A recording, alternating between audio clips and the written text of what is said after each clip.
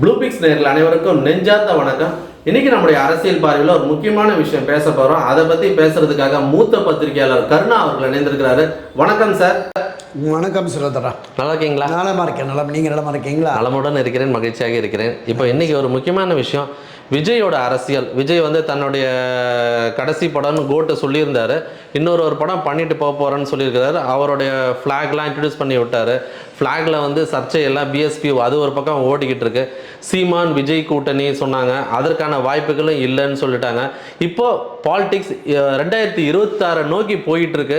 ஒவ்வொருத்தர் ஒவ்வொரு தங்களுடைய செயல்பாடுகளை சொல்லிட்டு வராங்க. இதெல்லாம் எப்படி பார்க்குறீங்க? தமிழ்நாட்டு அரசியலை பொறுத்தளவில் கடந்த 50-60 ஆண்டுகளாக திராவிட கட்சிகளுடைய ஆட்சி தான் மாறி மாறி நடைபெற்று கொண்டிருக்கிறது.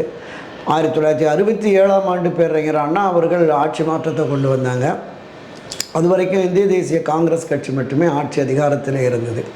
67க்கு பிறகு தொடர்ந்து 67, 71 திராவிட முன்னேற்ற கழகம், 76ல் மரியாதைக்குரிய கலைஞர் கருணாநிதியுடைய ஆட்சி கலைப்புக்கு பிறகு 77, 80, 84ல் அண்ணா திராவிட முன்னேற்ற கழக நிறுவன தலைவர் புரட்சித் தலைவர் எம்ஜிஆர் அவருடைய அண்ணா திராவிட முன்னேற்ற கழக ஆட்சி தான் 77, 80, 84. அதற்கு அடுத்து தொடர்ந்து திமுக, அதிமுக. 89ல் திமுக, 91ல் அதிமுக, 96ல் திமுக, 2001ல் அதிமுக, இப்படி 2006ல் திமுக, அப்புறம் 2011ல் அண்ணா திராவிட முன்னேற்ற கழகம். இப்படி மாறி மாறி தான் இந்த திராவிட கட்சிகள். இதற்கு மாற்றாக ஒரு கட்சி வர வேண்டும், இதற்கு மாற்றாக ஆட்சி அதிகாரத்தை பிடிக்க வேண்டும் என்ற நம்பிக்கையில் தமிழகத்தில் அரசியல் கட்சிகளை தொடங்கிய எல்லா கட்சிகளுமே தோல்வி கண்டு விட்டன. இந்த அரசியல் களத்தில் குறிப்பாக நடிகர்கள் ஆரம்பித்த கட்சியை அதுதான் சொல்கிறேன். குறிப்பாக இந்த திரையுலக பிரபலத்தின் மூலமாக அரசியலுக்கு நாம் வெற்றி பெற்று விடுவோம், அதற்கு முன்னுதாரணமாக புரட்சித் தலைவர் எம்ஜிஆர் திகழ்கிறார் என்கிற நம்பிக்கையோடு அரசியல் களத்திற்கு வந்த மறைந்த மாபெரும் நடிகர் திலகம் சிவாஜி கணேசன் ஆகட்டும், அதை தொடர்ந்து டி ராஜேந்தர், பாக்யராஜ், சரத்குமார் உள்ளிட்ட பலருமே தோல்வியடைந்தார்கள். இதில் ஓரளவுக்கு வெற்றி பெற்றவர்னு தேசிய முற்போக்கு திராவிட கழகம் திரு விஜயகாந்த் அவர்கள். அவர் ரசிகர் மன்றத்தையே ஒரு கட்டமைப்பாக கொண்டு கிராமம் வரைக்கும் கிளை அமைப்புகளை உருவாக்கி, கொடியை உருவாக்கி அவர் கட்சியை தொடங்கிய பொழுது ஒரு கணிசமான வாக்குகள் கிடைத்தது. ஓரளவுக்கு வாக்கு சதவீதம் 10% வரைக்கும் வந்தது. எதிர்க்கட்சி என்கிற அந்தஸ்து வரைக்குமே வந்தார். ஆனால் துரதிருஷ்டவசமாக அது அப்படியே சரிந்து இன்றைக்கு 1% என்ற நிலையில் போயிடுச்சு.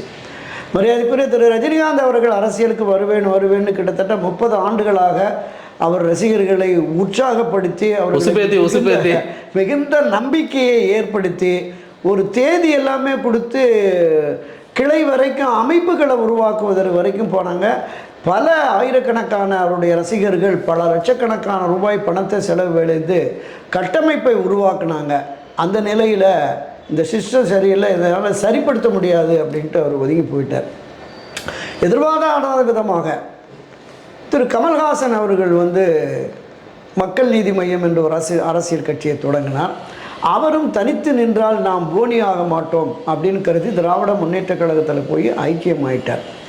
இதுவரையிலுமான எந்த அரசியல் கட்சியும் திமுக, அதிமுகவுக்கு மாற்றாக ஆட்சி அதிகாரத்திற்கு வர முடியாத சூழல் தான் இருக்குது.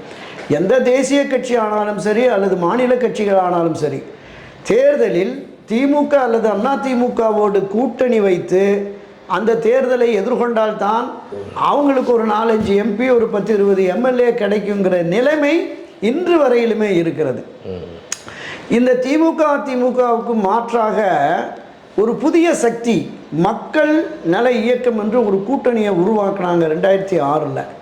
அன்றைய தினம் தேமுதிக விஜயகாந்த் தலைமையில் Vaiko, G K. Vasan, Thirumavalavan, CBI, CPM இந்த ஒரு 6 அரசியல் கட்சிகள் சேர்ந்து நாங்கள் மக்களுக்கான ஒரு நல்லாட்சியை தருகிறோம் என்று களமாடி ஒரு இடத்துல கூட வெற்றி பெற முடியல. அதுதான் தமிழ்நாட்டு தேர்தல் அரசியலின் நிலை. இப்போது நம்ம பார்த்தோம், திரு சீமான் அவர்களுமே தமிழ் தேசியத்தை முன்னெடுத்து தமிழ்நாட்டை தமிழன்தான் ஆள வேண்டும் என்கிற கருத்தாக்கத்திற்கு இளைய பட்டாளத்தை திரட்டி ஒரு 10 ஆண்டுகள் அரசியல் நடத்தி இன்னைக்கு தான் ஒவ்வொரு எலெக்ஷன்லயும் அவரோட ஓட் பெர்சன்டேஜ் உயர்ந்திருக்கு. அதுதான் சொல்லவா, அதை கவனிக்கணும். அதுதான் 2%-2, 4, 6, 8, இப்போ 9% மேலே மாநில கட்சியாக அங்கீகாரத்தையும் பெற்றுவிட்டார். இந்த நிலை இன்னும் தனித்து இவர் ஒரு 5-6 தேர்தல்களை கடந்தால் கூட இன்னும் ஒரு 4-5% தான், ஒரு 14-15% அளவுக்கு வாக்குகளை பெறலாம். ஆட்சி அதிகாரத்திற்கு தேவையான ஒரு 35-40% வாக்குகளை தனித்து பெறுவது என்பது ஒருபோதும் நடக்காது. இந்த சூழலில் தான் நீங்கள் குறிப்பிட்ட தமிழக வெற்றி கழகத்தின் தலைவர் நடிகர் விஜய் அவர்கள் அரசியல் களத்துக்கு வந்திருக்கிறார். இளைஞர்கள் 18 வயதிலிருந்து ஒரு 25-30 வயதுக்கு உட்பட்ட தமிழகத்தில் இருக்கிற பெரும்பான்மையான இளைஞர்கள் விஜயனுடைய ரசிகர்களாக இருக்கிறார்கள். இந்த விஜய் ரசிகர்கள் கட்டமைப்பை உருவாக்கி வருகிறார்கள். அந்தந்த பகுதிகளில் கிளை, பேரூர், நகரம், ஒன்றியம் என்று கட்டமைப்புகளை உருவாக்கி வருகிறார்கள். 2026 தேர்தலில் தனித்து தங்களுடைய சக்தி என்ன என்பதை பார்ப்பதற்காக தனித்துதான் களமாடுவார்கள். அவரை எதிர்பார்க்கிற அதிமுக எதிர்பார்க்குது, சீமான் எதிர்பார்த்தார் தம்பி விஜய் வருவார் என்று. விஜய் வரவில்லை என்று தெரிந்து. ஆனால் விஜய் அந்த விஷயமா சீமான் கூட பேசின விஷயமாகட்டும், மற்ற விஷயங்கள் ஆகட்டும், எதுவுமே அவர் வெளிப்படுத்தலை. சீமான் மட்டும்தான் தன்னுடைய ஆசையை தம்பிக்காக நான் இருக்கேன், தம்பியோட ஃப்ளாகுக்கு எந்த பிரச்சனை வந்தாலும் நான் இருப்பேன்னு சொல்லிட்டு இருந்தாரே தவிர வேற எந்த ஒரு விஷயமும் விஜய் தரப்புல இருந்து விஜய் வாய் திறந்து பேசல, விஜய் நிர்வாகிகளும் அதை சம்பந்தமாக பேசல. ஆனால் பத்திரிகையாளர்கள் மத்தியில் சீமானும் விஜயும் சேர்ந்தாங்கன்னா ஒரு மாற்று கூட்டணியை கொண்டு வருவாங்க, தமிழகத்திற்கு மாற்றத்தை கொண்டு வருவாங்க. ஏன்னா 2 பேருமே ஆல்ரெடி இளைஞர் பட்டாளம் சீமான் பின்னால் இருக்கு, விஜய் பின்னாடியும் ஒரு இளைஞர் பட்டாளம் இருக்கு. ஸோ அதனால தே வில் கிரியேட் இம்பேக்ட்னு சொன்னாங்க. அது எப்படி பார்க்குறீங்க? இல்லை, அது ஒருபோதும் பெரிய லெவலில் ஒரு வெற்றியை நோக்கி அது போகாதுங்கிறது தான் என்னோடய பார்வை. நீங்கள் திரு சீமான் அவர்களும் விஜய் அவர்களும் இணைந்தால் ஒரு 18-20% கூட பெறலாம். ஆனால் ஆட்சி அதிகாரத்திற்கு தேவையான அந்த 35-40% வாக்குகள் என்பது சாத்தியமே இல்லை. என்னென்னா, அனைத்து இந்திய அண்ணா திராவிட முன்னேற்ற கழகம் சரி, திராவிட முன்னேற்ற கழகம் சரி, ஒரு மிகப்பெரிய வலிமையான கட்டமைப்போடு இருக்கிறது. பல லட்சக்கணக்கான நிர்வாகிகள், கோடிகளை தாண்டி உறுப்பினர்கள், அவர்களுக்கு ஆதரவு நிலைப்பாட்டில் இருக்கிற பொதுமக்கள், இது எல்லாமே மாறி மாறி திமுக அதிமுக ஆட்சிக்கு வருவதற்கு உதவி கொண்டிருக்கிறது. மீண்டும் இவர்கள் இணைந்து இவர்கள் வெற்றி பெறுவார்கள், ஆட்சிக்கு வருவார்கள் என்கிற நம்பிக்கை பொதுமக்கள் மத்தியில் வருகிற வரை அவர்களுடைய வாக்கு என்பது வராது. இவர்கள் ஆதரவு நிலைப்பாட்டில் உள்ள இளைஞர்கள் மட்டுமே தான் வாக்களிப்பார்கள். பொதுமக்களுடைய வாக்குகளை பெறுவதற்கு இன்னும் 5-10 ஆண்டுகள் இவர்கள் களத்திலே போராட வேண்டும். மக்களுடைய பிரச்சனைக்காக கீழே அவர்களுடைய ஆட்சி அதிகாரத்தில் இருக்கக்கூடிய தவறுகளை தட்டி கேட்க வேண்டும். அப்படிப்பட்ட ஒரு நிலை உருவாகிற பொழுது தான் அவங்களுக்கு வரும். இந்த 2 பேர் இணைந்து செயல்பட்டால், தனித்து செயல்பட்டாலும் அதுதான். இன்னொரு 10 வருஷத்திற்கு இவர்கள் மக்கள் பிரச்சனைக்காக களமாட வேண்டும். மக்களுடைய நம்பிக்கை இறங்கி போராடணும்னு சொல்றீங்க? ஆமாம், கீழே வரைக்கும் வரணும். அப்படி வந்தால் இவர் நமக்கானவர் என்கிற நம்பிக்கை மக்களுக்கு வருகிற பொழுது இந்த இளைஞர்களுடைய அந்த பணியும் மக்களுடைய ஆதரவும் இவர்களுக்கு வெற்றியை தேடித்தரும். அதுக்கு குறைந்தபட்சம் இந்த 2026 2031 வரைக்கும் இந்த 5 ஆண்டுகள் அவர் ஆட்சி அதிகாரத்திற்கு வருபவர்களுக்கு எதிராக எப்படி களமாடுகிறார், எப்படி மக்கள் பிரச்சனைக்காக கொடிபிடித்து போராடுகிறார் என்பதை பார்த்து தான் 2031 ஓரளவுக்கு அவருக்கு ஆதரவு கிடைக்கும் நான் நம்புகிறேன்.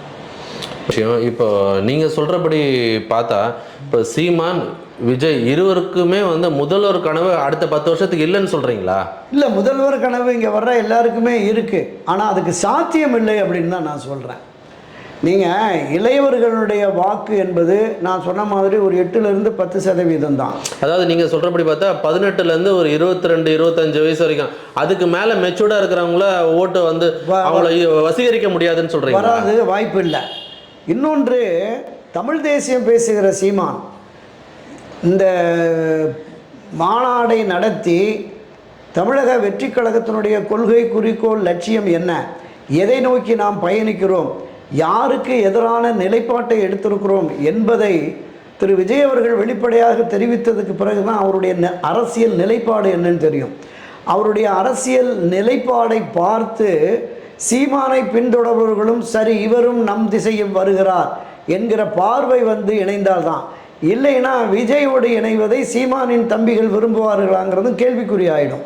ஆனால் இப்போதைய நிலை 2026 விஜய் ரசிகர்களும் அதை விரும்புறாங்களா இல்லையான்றது கவனிக்கணும்ல இங்க. அதுதான் சொல்ல வரேன். ஏன்னா பத்திரிகையாளர்களாக நம்ம தான் இதை சொல்லிக்கிட்டு இருக்கோம். இதை உண்மை உண்மை உண்மை.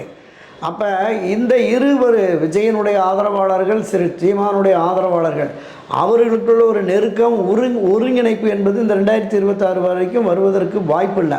ஏன்னா சீமான் வெளிப்படையாக சொல்லிட்டார், 2026லையும் தனித்து தான் போட்டி, 60 வேட்பாளர்களை நான் தேர்வு செய்துட்டேன் அப்படின்ட்டார். திரு விஜய் அவர்களுமே எந்த அரசியல் கட்சியோடும் இந்த 2026 தேர்தல் உடன்பாடு கூட வைத்துக்கொள்ள மாட்டார் என்று தான் நான் நம்புகிறேன். ஏன்னா தன்னுடைய வலிமை என்ன, தனக்கான ஆதரவு என்ன, தன்னுடைய வாக்கு சதவீதம் என்ன என்பதை முழுமையாக 2026 தன்னுடைய பவர் என்னன்றது அவர் முதல்ல தெரிஞ்சுக்கணும். அதை தெரிஞ்சுக்கணும். அதுக்காக தான் அவர் இப்போ தனித்து போட்டியிடுவார். அதற்கு அடுத்த காலகட்டங்களில் என்ன முடிவு எடுக்கிறார் என்பதை நம்ம 2026க்கு பிறகு பேசலாம். சரி, நீங்கள் சொன்ன மாதிரி திராவிட கட்சிகளுக்கு மாற்று அரசியலை தரப்போவதா சீமானை எதிர்பார்த்தாங்க, ப்ளஸ் விஜயும் எதிர்பார்க்குறாங்க. அதற்கான வாய்ப்பு இல்லைன்றீங்களா? நிச்சயமாக இன்னும் 10 ஆண்டுகளுக்கு இந்த திராவிட கட்சிகளை வீழ்த்தி ஒரு புதிய சக்தி வருவதற்கு வாய்ப்பு இல்லை என்பதுதான் என்னோட பார்வை. நான் தொடக்கத்தில் சொன்னது மாதிரி அனைத்து இந்திய அண்ணா திராவிட முன்னேற்ற கழகம், திராவிட முன்னேற்ற கழகமும் வலிமையான வாக்கு வங்கி உள்ள கட்சியாக இருக்கிறது. ஒரு 30-34% நிரந்தர வாக்கு வங்கியை அதிமுக பெற்றிருக்கிறது. திராவிட முன்னேற்ற பேங்கிங் அப்படியே இருக்கு. ஆமா, அது குறையாது. ஆமா, திராவிட முன்னேற்ற கழகம் ஒரு 28-30% வாக்கு வங்கியோடு இருக்கிறது. இந்த 2 அரசியல் கட்சிகளும் மாறி மாறி ஆட்சி அதிகாரத்திற்கு வருகிற பொழுது இவர்களுக்கு இடையே உள்ள அந்த வாக்கு சதவீதம் என்பது 1%-3% தான். இந்த 1%-3% வாக்குகள் வித்தியாசத்தில் தான் இருவருமே மாறி மாறி ஆட்சி அதிகாரத்திற்கு வருகிறார்கள். இதற்கு இணையான வாக்கு வங்கியை பெறுவதற்கு இப்போது புதிதாக தொடங்கி இருக்கிற தமிழக வெற்றி கழகத்திற்கோ ஏற்கனவே களத்தில் இருக்கிற சீமானுக்கோ இல்லை. அவர் 10 ஆண்டுகள் பயணித்து ஒரு 9-10% அளவுக்கு தான் வந்திருக்காரு. ஏற்கனவே ஒரு 10% அளவுக்கு வந்த தேமுதிக சரிவை சந்தித்து போயிடுச்சு. திரு அண்ணாமலை அவர்கள் நாங்கள் 2 கழகத்தையும் வீழ்த்தி ஒரு மாற்று அரசியலை கொண்டு வருவோம் என்கிறார். அதுக்கும் சாத்தியம் இல்லை. பாரதிய ஜனதா திராவிட கட்சிகளை முடிச்சு விடணுன்றதுல அண்ணாமலையோட பெரிய பிளானாகவே இருந்தது. அதுதான் அவங்களுடைய ஆசை, கனவாக இருக்கலாம். ஆனால் தமிழக கணவன் அடிச்சு சொல்றீங்க. ஆமா, தமிழக அரசியல் கள யதார்த்தம் என்பது நிச்சயமாக அவருடைய ஆசைப்படி, எண்ணப்படி, கனவுப்படி நடப்பதற்கு இப்போதைக்கு வாய்ப்பில்லை. நான் குறிப்பிட்ட மாதிரி இன்னும் ஒரு 1-2 தேர்தல்கள், அவருக்கு வயசு இருக்குது, விஜய்க்கும் வயசு இருக்குது, சீமானுக்கு வயசு இருக்குது, அண்ணாமலைக்கும் வயசு இருக்குது, மூவருக்குமே ஒரு ஏஜ் இருக்குது, டைம் இருக்கிறது. அவங்க களம் இறங்கி போராடி மக்களுடைய முழுமையான நம்பிக்கையை பெறணும். இதை தாண்டி கட்சியின் கட்டமைப்பை கீழே கிட்டத்தட்ட ஒரு 68,000க்கும் மேற்பட்ட பூத்துகள் இருக்குது. இந்த பூத்துகளுக்கு ஒரு பூத்துக்கு 25 பேர் 20 பேர் வரைக்கும் அதிமுக திமுக நிர்வகிக்கிறாங்க. நீங்கள் பூத்துக்கு 4 பேர் 5 பேர் கூட போட முடியாத நிலையில் பாஜக உள்ளிட்ட அரசியல் கட்சிகள் இருக்கிறது. கீழே கிளை அமைப்புகளே பல கட்சிகளுக்கு இல்லை. நீங்கள் அண்ணா திராவிட முன்னேற்ற கழகம், திராவிட முன்னேற்ற கழகத்தில் இருக்கிற நிர்வாகிகள் இருக்காங்கல்ல, கீழே கிளை அமைப்புல இருந்து கிளை அந்த நிர்வாகிகள் அளவுக்கு கூட மற்ற கிராஸ் ரூட்ல இருந்து நீங்க கொண்டாடணும். அந்த நிர்வாகிகள் அளவிற்கு கூட மற்ற அரசியல் கட்சிகளில் மொத்த உறுப்பினர்களே இல்லை. அந்த மொத்த உறுப்பினர்களை அதிகரித்து இப்போ 1 கோடின்னு இலக்கு நிர்ணயித்து பாஜக போகுது. இப்போ மற்ற கட்சிகளுமே களமாடுவாங்க. 2 கோடி 6 லட்சம் அதிமுகன்னு எடப்பாடி சொல்கிறார். 2 கோடி இலக்கை எட்டி விட்டோம்னு திமுகவில் சொல்கிறாங்க. இருக்கிற ஒரு 6.5 கோடி வாக்காளரில் 4-4.5 கோடி வாக்காளர்கள் இந்த 2 கட்சியுமே வந்துருச்சு. மிச்சம் இருக்கிற ஒரு 10-12 அரசியல் கட்சிகள் தான் 10 லட்சம் 20 லட்சம் 30 லட்சம்னு. இப்போ நாங்கள் 50 லட்சம் வாக்காளர்களை பெற்றுட்டோம்னு அண்ணாமலை சொல்லுகிறார். அவர்கள் வாக்காளர்கள் தான், உறுப்பினர்கள் இல்லை. இந்த உறுப்பினர்கள் எண்ணிக்கையை அவர் 1 கோடியாக கொண்டு போகிற போது பரவலாக கட்டமைப்பு உருவாகும். அப்படி உருவாகிற போது காலப்போக்கில் 2031 2036 அவங்களுக்கான வாய்ப்பு. அந்த விஷயத்துல விஜய் ஆப் ஆரம்பிச்சு ஒரு ரெக்கார்டை கிரியேட் பண்ணார்ல. இல்லை, அதாவது இளைஞர்கள், புதியவர்கள், ஒரு புதிய அரசியல் பார்வையோடு வருகிறவர்கள் விஜய் பின்னாடி வந்திருக்காங்க. அதில் எந்த மாற்று கருத்துமே இல்லை. அதை ஒத்துக்கிறீங்க? நிச்சயமாக வந்திருக்கிறாங்க.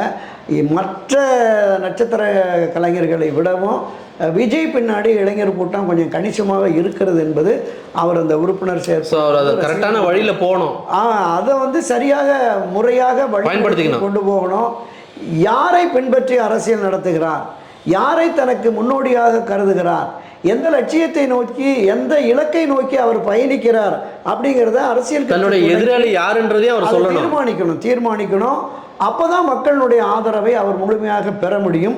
எந்த அளவிற்கு இந்த மாநாட்டை நடத்தி மாநாட்டில் தன்னுடைய கொள்கை பிரகடனங்களை விட்டு அவர் நேரடி அரசியல் களத்திற்கு வருகிறாரோ அதன் பிறகு அவருடைய வெற்றியை நம்ம கணிக்கலாம். ஓகே, இன்னும் காலம் இருக்கிறது. சீமான் விஜயோட வளர்ச்சி வந்து இன்னும் மேன்மேலும் வளரணுன்றது தான் நம்மளுடைய விருப்பம். உங்களுடைய ஆழமான அழகான கருத்துக்களை பதிவு செய்தமைக்கு நன்றி. மீண்டும் ஒரு காணொலியில் உங்களை சந்திக்கிறேன். நன்றி, வணக்கம். வணக்கம்.